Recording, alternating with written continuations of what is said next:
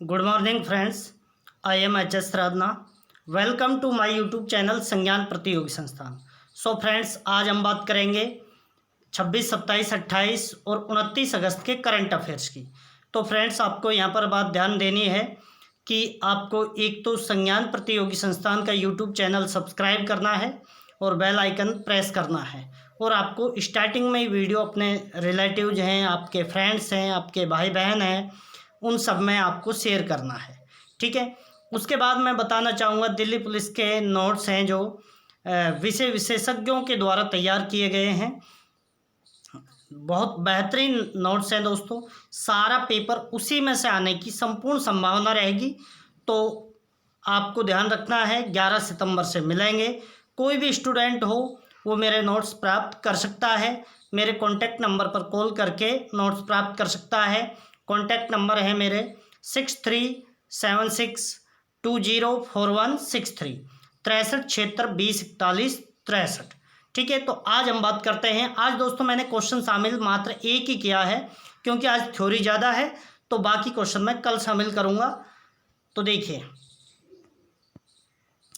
सबसे पहले हम बात करते हैं 26, 27, 28, 29 अगस्त का करंट अफेयर्स। संज्ञान प्रतियोगी संस्थान के चैनल को सब्सक्राइब करें। Current affairs by HSR, Delhi police के नोट्स सभी सब्जेक्ट के आपको मिलने वाले हैं 11 सितंबर से।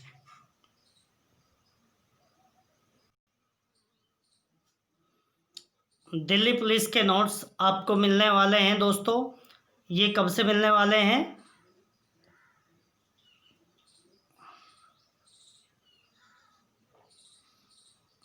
दिल्ली पुलिस के नोट्स दोस्तों आपको 11 सितंबर से मिलने वाले हैं।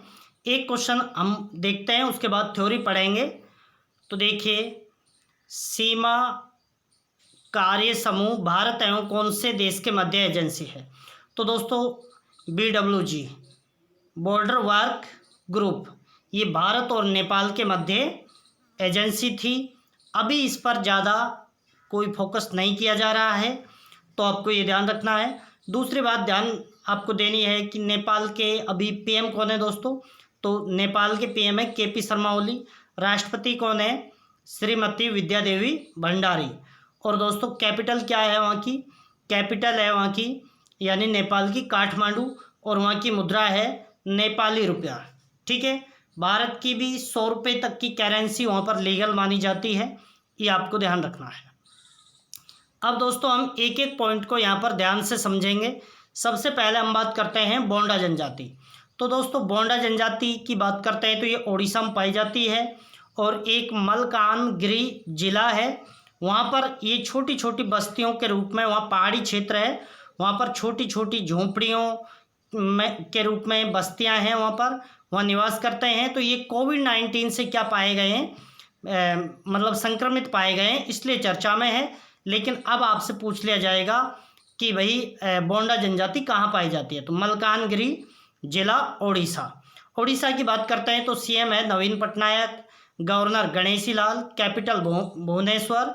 वहाँ के राष्ट्रीय उद्यान की बात करते हैं तो एक तो सिमलीपाल है और एक भीतरकनिका। ठीक है, ये आपको याद रखना है। इसके बाद हम बात करते हैं तो इन जो भारत में बंधुआ मजदूरी चलती है उसे बोंडा लोग क्या कहते हैं? गुफाम का कहते हैं। तो ये सारी बातें हम देखते हैं। तो देखिए,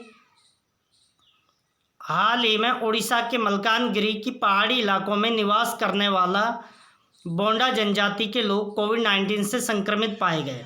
ये जनजाति उड़ीसा के मलकानगिरी जिले में खैराटपुर ब्लॉक की पहाड़ियों में छोटी छोटी झोंपड़ियों वाली बस्तियों में निवास करती है। आगे हम बात करते हैं, ये जनजाति भारतीय संविधान में अनुसूचित जनजाति के अंतर्गत आते हैं और रेमो के नाम से भी ये जानी जाती है, क्योंकि बोंडा भाषा में रेमो का अर्थ होता है लोग। ठीक है, तो ये भी आपको ध्यान रखना है। गुफाम की बात करते हैं तो बंधुआ मजदूरी को ये लोग किस नाम से जानते हैं दोस्तों? गुफाम के नाम से जानते हैं। तो ये आपको ध्यान रखना है।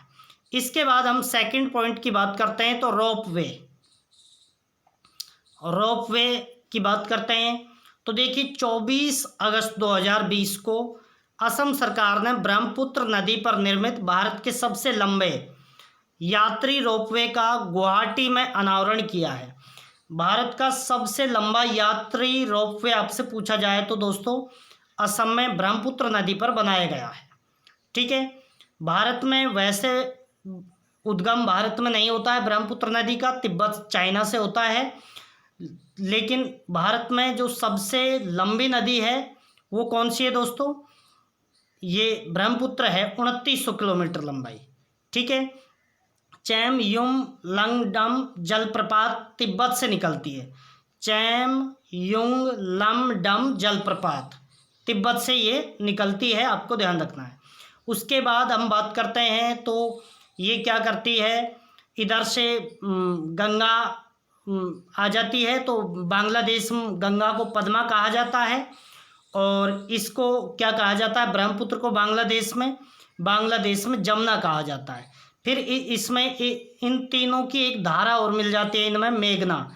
उसके बाद मेघना के नाम से ये कहाँ पर गिरती हैं? बंगाल की खाड़ी में। तो ब्रह्मपुत्र के बारे में भी आपको पता होना चाहिए। ब्रह्मपुत्र नदी पर ये रोपवे बनाया गया है, भारत का सबसे लंबा यात्री रोपवे आपसे पूछा जाए तो असम में है ब्रह्मपुत्र नदी। अच्छा दोस्तों, भारत में उद्गम होने वाली नदी, सबसे लंबी नदी गंगा है, 2525 किलोमीटर, जबकि कहीं भी उद्गम होने के बाद भारत की सबसे लंबी नदी है ब्रह्मपुत्र, 2900 किलोमीटर। उसके बाद है सिंधु, 2880 किलोमीटर। ठीक है, तो ये भी आपको पता होना चाहिए। इसके अब हम दोस्तों प्रमुख बिंदु देखते हैं, कौन कौन से बिंदु हैं वो देखिए। ये देखिए, इसकी लंबाई है 1.82 किलोमीटर, लगभग 2 किलोमीटर मान लीजिए आप, यानी 1820 मीटर है, 180 मीटर कम है, 2000 मीटर में 2 किलोमीटर हो जाता है। लंबा bicable jig back ropeway Brahmaputra नदी के दक्षिणी तट पर गुवाहाटी शहर के कामरून के उपायुक्त कार्यालय के पास एक वन परिसर को उत्तरी गुवाहाटी में डोल गोविंदा मंदिर के पीछे एक पहाड़ी से जोड़ता है। दोस्तों, एक मंदिर है डोल गोविंदा, उससे जोड़ता है किसको? जो कामरूप है, जो कामरूप मेट्रो का जो आयुक्त कार्यालय है वहाँ से, और डोल गोविंदा मंदिर तक ये रोपवे है, पहाड़ी के ऊपर ये मंदिर है। ठीक है, इसके बाद हम बात करते हैं आगे। तो देखिए, यह रोपवे नदी के मध्य में अवस्थित पीकॉक द्वीप के ऊपर से गुजरता है, जिसमें एक मध्यकालीन शिव मंदिर भी स्थित है, और शिव मंदिर का नाम है उमानंद। ठीक है दोस्तों, तो देखिए पीकॉक द्वीप आपसे पूछा जा सकता है, तो ब्रह्मपुत्र नदी में पीकॉक द्वीप भी है, और जन आबादी के लिहाज से ये दुनिया का सबसे छोटा द्वीप भी है, जन आबादी के लिहाज से, यानी जिन पर जनता क्या करती है? निवास करती है। अब हम बात करेंगे दोस्तों शिव मंदिर, अब हम बात करेंगे शिव मंदिर उमानंद की। शिव मंदिर उमानंद, तो देखिए उमानंद देवलोई गुवाहाटी में ब्रह्मपुत्र नदी के मध्य में उमानंद द्वीप, पीकॉक द्वीप पर स्थित एक शिव मंदिर है। पीकॉक द्वीप है, उसी पर स्थित है ये शिव मंदिर। आगे बात करते हैं, यह द्वीप यानी जो पीकॉक द्वीप है दुनिया में सबसे छोटे बसे हुए नदी द्वीप के रूप में जाना जाता है। यानी और भी हैं छोटे द्वीप तो, लेकिन बसे हुए जिन पर जनता रहती है उस हिसाब से सबसे छोटा द्वीप कौन सा है? पीकॉक द्वीप। ये आपसे पूछा जा सकता है कि पीकॉक द्वीप कौन से राज्य में है भारत में, या कौन सी नदी में स्थित है? तो ब्रह्मपुत्र नदी में। आगे हम बात करते हैं, इस मंदिर में पत्थर की मूर्तियां एवं नक्काशियां मौजूद हैं जो शुरुआती मध्यकाल से संबंधित हैं। इसके बाद हम बात करते हैं दोस्तों, तो देखिए ईंटों से निर्मित उमानंद मंदिर का निर्माण वर्ष 1694 में बार फुकन गढ़गान्या हांडिक द्वारा राजा गदाधर सिंह के आदेश के बाद करवाया था। दोस्तों बहुत बुरी तरह फंस जाएंगे स्टूडेंट, क्योंकि ये चर्चा में है, पूछा जाएगा। आपको ध्यान रखना है कि उमानंद मंदिर है असम में, उसका निर्माण किसने करवाया था? तो आपको हांडिक याद रखना है, गढ़गान्या हांडिक। ठीक है, इतना याद रख लेना है। और कौन से राजा ने आदेश दिया था? गदाधर सिंह ने। ठीक है, और कौन से साम्राज्य संबंधित था गदाधर सिंह? अहोम साम्राज्य के। ठीक है, तो ये आपको पता होना चाहिए। आपसे पूछ लिया जाएगा गदाधर सिंह कौन से साम्राज्य या कौन से वंश से संबंधित है? अहोम। ध्यान रखना है आपको, पता भी नहीं चलेगा लोगों को क्वेश्चन आया कहाँ से और चला भी गया। आगे हम बात करते हैं सूक्ष्म शैवाल से कम लागत वाला बायोडीजल। तो दोस्तों सूक्ष्म जो शैवाल होते हैं उनसे बायोडीजल बनाए जाने की बात कही गई है और उन पर लागत भी कम आएगी, ऐसा बोला गया है। तो इसको हम एक बार देख लेते हैं। देखिए, इंस्पायर फैकल्टी फेलोशिप प्राप्त करने वाले वैज्ञानिक सूक्ष्म शैवाल से कम लागत वाले बायोडीजल का विकास कर रहे हैं। ठीक है, इसके बाद हम बात करते हैं नेक्स्ट पॉइंट की। इम्पोर्टेंट पॉइंट है दोस्तों, अच्छे से आपको समझना है। AUDFS 01 AUDFS 01। तो देखिए इसका अर्थ क्या है, क्या लोचा है, ये हम यहाँ पर जानते हैं। तो देखिए हाल ही में inter university centre for astronomy and astrophysics IUCAA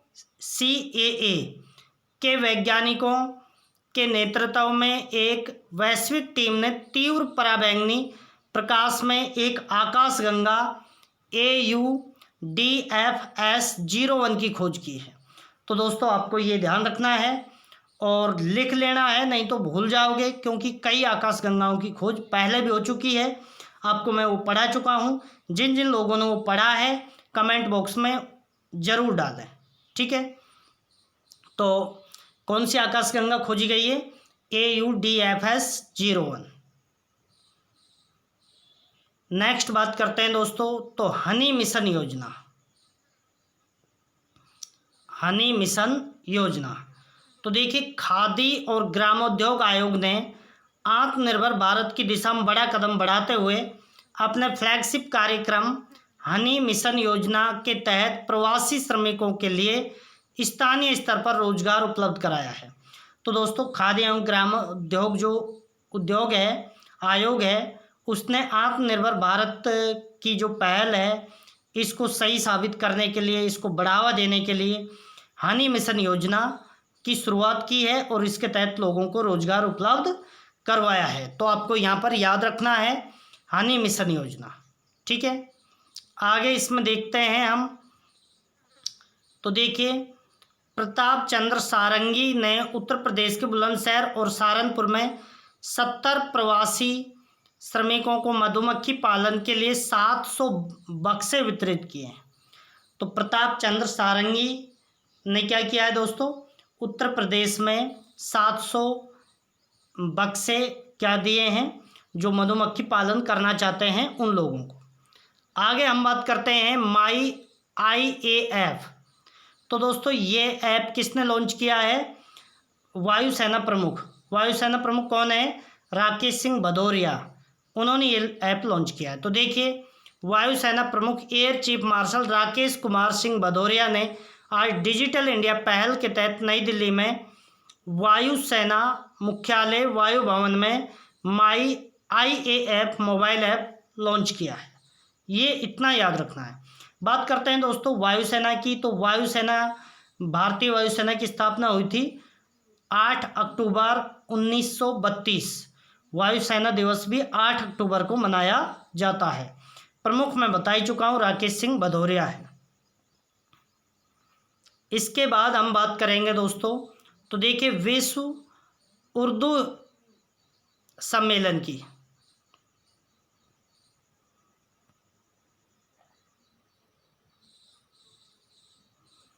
next बात करते हैं विश्व उर्दू सम्मेलन।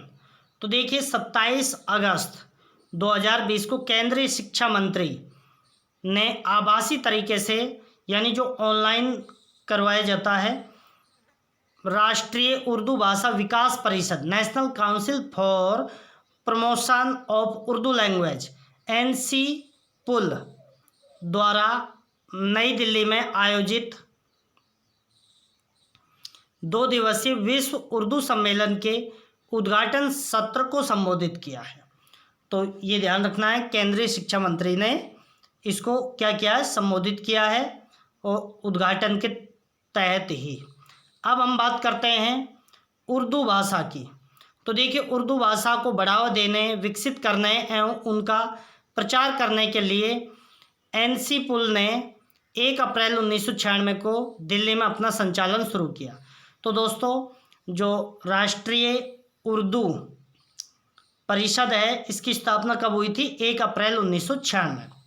इसके बाद हम नेक्स्ट खबर की बात करते हैं। तो हरिकेन लौरा, दोस्तों ये क्या है? तूफान है, आपको ध्यान देना है, हरिकेन लौरा।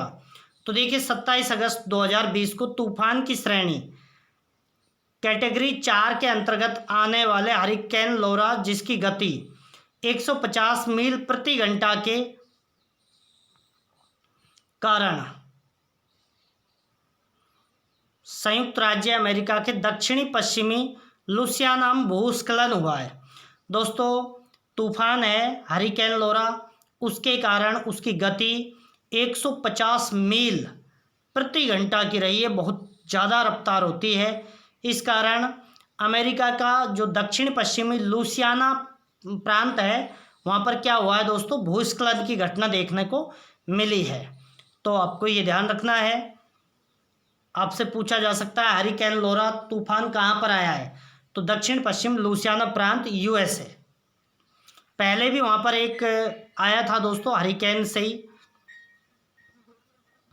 नेक्स्ट हम बात करते हैं ग्रेट अंडमानी जनजाति।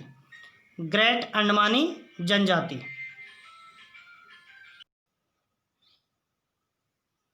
नेक्स्ट बात करते हैं ग्रेट अंडमानी जनजाति।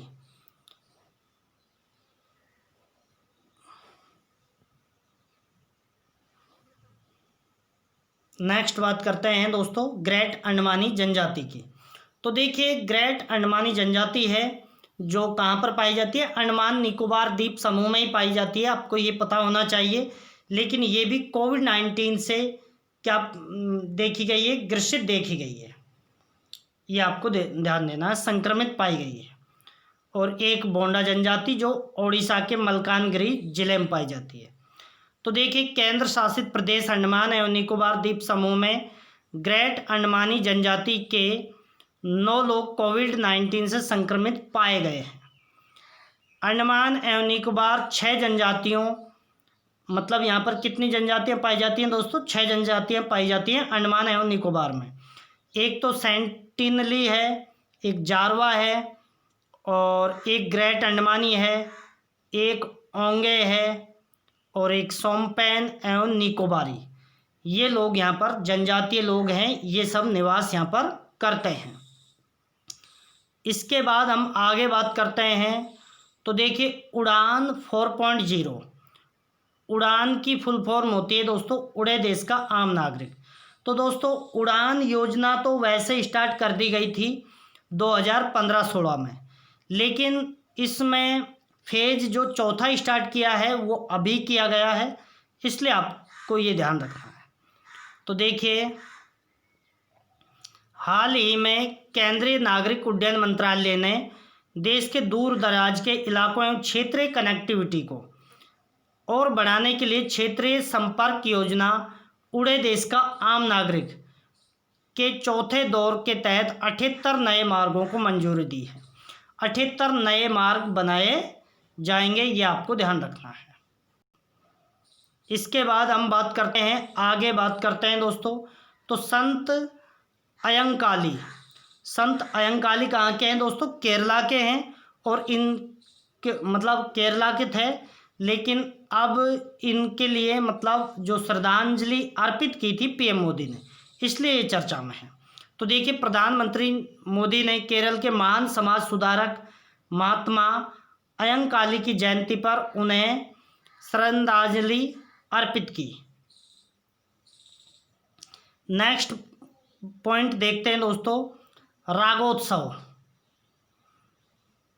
रागोत्सव, तो देखिए 26 अगस्त 2020 को भारत सरकार के सूचना एवं प्रसारण मंत्रालय के फिल्म प्रभाग द्वारा हिंदुस्तानी संगीत के प्रणेता पंडित जसराज एवं अन्य संगीतज्ञों को श्रद्धांजलि देने के लिए एक ऑनलाइन उत्सव रागोत्सव सेकंड का आयोजन किया गया।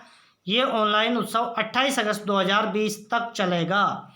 तो दोस्तों 26 से 28 अगस्त तक क्या रागोत्सव, जिसमें संगीत वगैरह और संगीत के जो प्रणेता हैं, हिंदुस्तानी संगीत के पंडित जसराज, इनके बारे में इनको श्रद्धांजलि वगैरह अर्पित की जाएगी और उत्सव मनाया जा रहा है जो 28 यानी कल तक चला था। ठीक है, नेक्स्ट बात करते हैं प्रधानमंत्री राष्ट्रीय बाल पुरस्कार 2021। तो दोस्तों बच्चों को अलग अलग क्षेत्रों में अच्छा करने के लिए प्रधानमंत्री राष्ट्रीय बाल पुरस्कार दिया जाएगा। तो देखिए, हाल ही में भारत सरकार के महिला एवं बाल विकास मंत्रालय ने बच्चों, व्यक्तियों एवं संस्थाओं से प्रधानमंत्री राष्ट्रीय बाल पुरस्कार के लिए नामांकन आमंत्रित किए हैं, यानी नामांकन मांगे गए हैं। जिन्होंने अच्छा बेहतरीन किया है, चाहे वो बच्चे हो, व्यक्ति हो, संस्थाएं हो, उनसे नामांकन मांगे हैं। राष्ट्रीय जो महिला एवं बाल विकास मंत्रालय है, उन्होंने ये किया है। अच्छा, महिला एवं बाल विकास मंत्री कौन है दोस्तों? तो जो वस्त्र मंत्री हैं स्मृति ईरानी जी, वही क्या है, महिला एवं बाल विकास मंत्री हैं। इसके बाद हम बात करते हैं पुलिक्कली। तो देखिए दोस्तों, पुलिक्कली के बारे में आपको अच्छे से जानना है। पुलिक्कली या टाइगर डांस केरल के त्रिशूर में मनाए जाने वाले ओणम उत्सव का एक अनिवार्य हिस्सा है। तो ध्यान रखना है आपको दोस्तों, ओणम फेस्टिवल कहाँ पर मनाया जाता है? केरला में।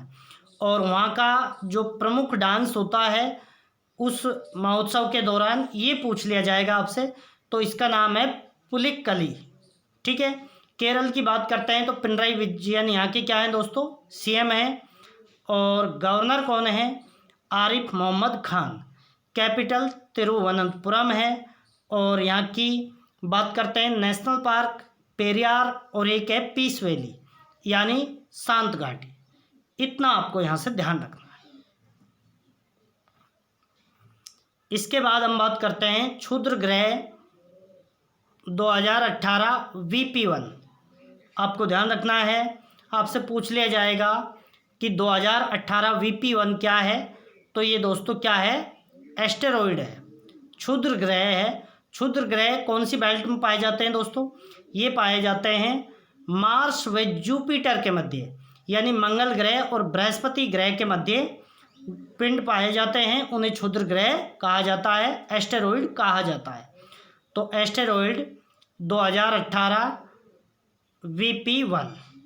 तो देखिए, नासा की जेट प्रोपल्सन लेबोरेटरी में centre for near object studies के अनुसार 2 नवंबर 2020 को एक क्षुद्र ग्रह 2018 VP1 पृथ्वी के पास से गुजरेगा। तो दोस्तों 2 नवंबर 2020 को क्षुद्र ग्रह 2018 VP1 पृथ्वी के बिल्कुल निकट से गुजरेगा, ऐसा नासा की जो लेबोरेटरी है उसका कहना है। नेक्स्ट पॉइंट की बात करते हैं। तो देखिए, ये भी आपको इम्पोर्टेंट पॉइंट ध्यान रखना है। चिक्सुलुब इम्पैक्टर दोस्तों, ऐसे ही क्वेश्चन आ जाते हैं आजकल, क्योंकि कोई भी एग्ज़ाम हल्का नहीं है। हर एग्ज़ाम में एक बेहतरीन अच्छी तनख्वाह होती है जिससे पारिवारिक जीवन को अच्छे से चलाया जा सकता है। तो वहाँ पर योग्य बंदों को ही वो चुनना चाहते हैं, तो ऐसे क्वेश्चन वहाँ पर पटक दिए जाते हैं और स्टूडेंट फंस जाते हैं। जिन्होंने बेहतरीन रणनीति के तहत अध्ययन किया है वही सफल होते हैं। तो देखिए, चिक्सुलुब इम्पैक्टर आपसे पूछ लिया जाएगा। तो ये क्या है? ये एक क्षुद्र ग्रह है। माना जाता है कि 66 मिलियन वर्ष पहले इस क्षुद्र ग्रह के पृथ्वी से टकराने के कारण डायनासोर की प्रजातियों अचानक विलुप्त हो गई। इसका व्यास 10 किलोमीटर से अधिक था। तो चिक्सुलुब इम्पैक्टर टकराया था दोस्तों, जिसके कारण डायनासोर खत्म हो गए थे। और अभी 2018 VP1 पृथ्वी के पास से गुजरेगा। राष्ट्रीय स्वच्छ कार्यक्रम राष्ट्रीय स्वच्छ कार्यक्रम। तो देखिए एनजीटी की बात करते हैं दोस्तों। तो देखिए अभी जो पर्यावरण एवं स्वच्छता मंत्रालय है, जलवायु परिवर्तन मंत्रालय है, जिसके मंत्री कौन है दोस्तों? प्रकाश जावड़ेकर जी। तो उन्होंने रिपोर्ट पेश की थी, एनजीटी को एक रिपोर्ट भेजी थी, वो रिपोर्ट को गलत बता दिया है एनजीटी ने। बात करते हैं एनजीटी की। नेशनल ग्रीन ट्रिब्यूनल है, और नेशनल ग्रीन ट्रिब्यूनल को हिंदी में क्या कहते हैं? राष्ट्रीय हरित प्राधिकरण। इसके अभी अध्यक्ष कौन है? आदर्श कुमार गोयल। स्थापना हुई थी एनजीटी एक्ट 2010 के तहत 2011 में। तो देखिए आगे हम इसमें देख लेते हैं एनजीटी के बारे में। तो देखिए नेशनल ग्रीन ट्रिब्यूनल ने केंद्रीय पर्यावरण, वन एवं जलवायु परिवर्तन मंत्रालय के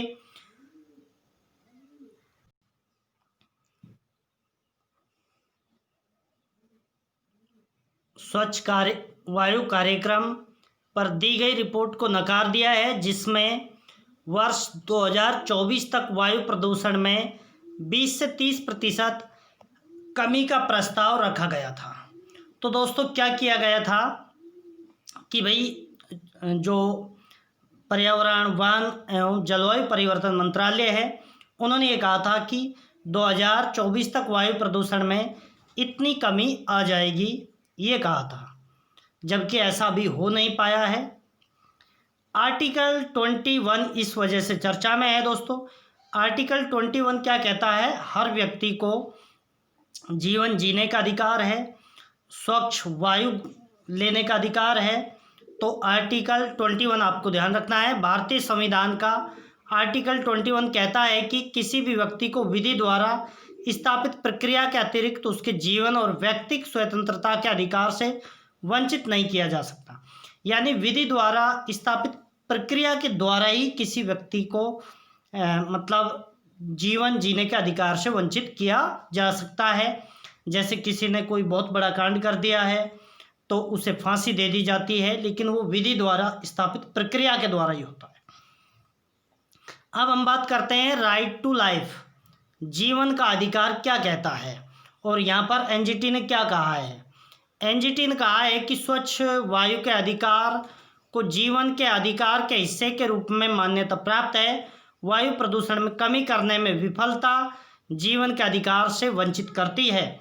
कि आपने जो वायु प्रदूषण में कमी नहीं की है, ये किससे वंचित करेगी लोगों को?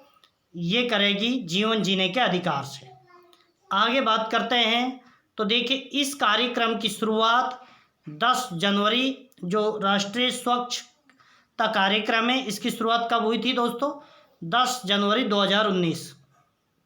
ये वायु प्रदूषण की रोकथाम के लिए व्यापक और समयबद्ध रूप से बनाया गया 5 वर्षीय कार्यक्रम है। इसके बाद हम बात करते हैं वारली पेंटिंग। वारली पेंटिंग दोस्तों, वारली पेंटिंग महाराष्ट्र की पेंटिंग है, ये आपको ध्यान रखना है, पूछा जाएगा। और इसे राष्ट्रीय उर्वरक लिमिटेड, नेशनल फर्टिलाइजर्स लिमिटेड है, उसने क्या पेंट करवाया है। तो देखिए भारतीय लोक कला को बढ़ावा देने के उद्देश्य से एक सार्वजनिक उपक्रम राष्ट्रीय उर्वरक लिमिटेड, नेशनल फर्टिलाइजर्स लिमिटेड ने नोएडा में अपने कॉरपोरेट कार्यालय के बाहर दीवारों पर महाराष्ट्र की प्रसिद्ध वारली पेंटिंग प्रदर्शित की है। आपसे दोस्तों सीधा पूछा जाएगा वारली पेंटिंग्स कहाँ की है, तो ये महाराष्ट्र की है। बात करते हैं महाराष्ट्र की, तो वहाँ के सीएम उद्धव ठाकरे हैं, गवर्नर भगत सिंह कोश्यारी, कैपिटल क्या है वहाँ की? मुंबई। और मुंबई को भारत की आर्थिक राजधानी भी कहा जाता है। इसके बाद दोस्तों हम बात करते हैं फास्टैग। दोस्तों जैसे टैक्स वगैरह, जो टोल टैक्स वगैरह होता है, उसमें छूट के कारण किसी भी गाड़ी को छूट नहीं देने के लिए क्या किया गया है? फास्टैग। ये दोस्तों एक चिप लगा दी जाएगी गाड़ी पर, एक टैग लगा दिया जाएगा, जिससे वहाँ से गाड़ी जैसे ही गुजरेगी एक उसकी स्पीड फिक्स होगी, उस स्पीड पर वो वहाँ से निकलेगी, ऑटोमेटिक क्या टैक्स कट जाएगा। तो इसे फास्टैग कहा जाता है। तो देखिए फास्टैग सरकार ने पूरे देश के राजमार्गों पर टोल प्लाजा पर किसी भी छूट के लिए फास्टैग अनिवार्य कर दिया है। अफ्रीका महाद्वीप की बात करते हैं दोस्तों, तो ये पोलियो मुक्त हो गया है, ये आपको ध्यान रखना है। बस इतना ही यहाँ पर याद रखना होगा कि अफ्रीका महाद्वीप पोलियो मुक्त हो चुका है। इसके बाद हम बात करते हैं अप्सपा के बारे में। अप्सपा क्या है दोस्तों? Arm force special power act कब का है दोस्तों? ये 1958 का, बस ये ध्यान रखना है। और दूसरा, अप्सपा अभी कहाँ पर लगाया गया है?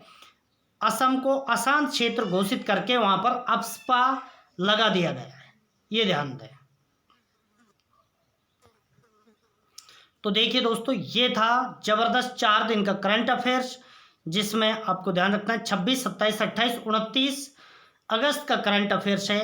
एक भी पॉइंट मैंने यहाँ पर मिस नहीं किया है। अच्छा, 9 क्वेश्चन जरूर हैं जो आपको नेक्स्ट वीडियो में शामिल करवाएंगे, लेकिन यहाँ पर बहुत ज़बरदस्त थ्योरी थी, एक एक क्वेश्चन इंपॉर्टेंट है।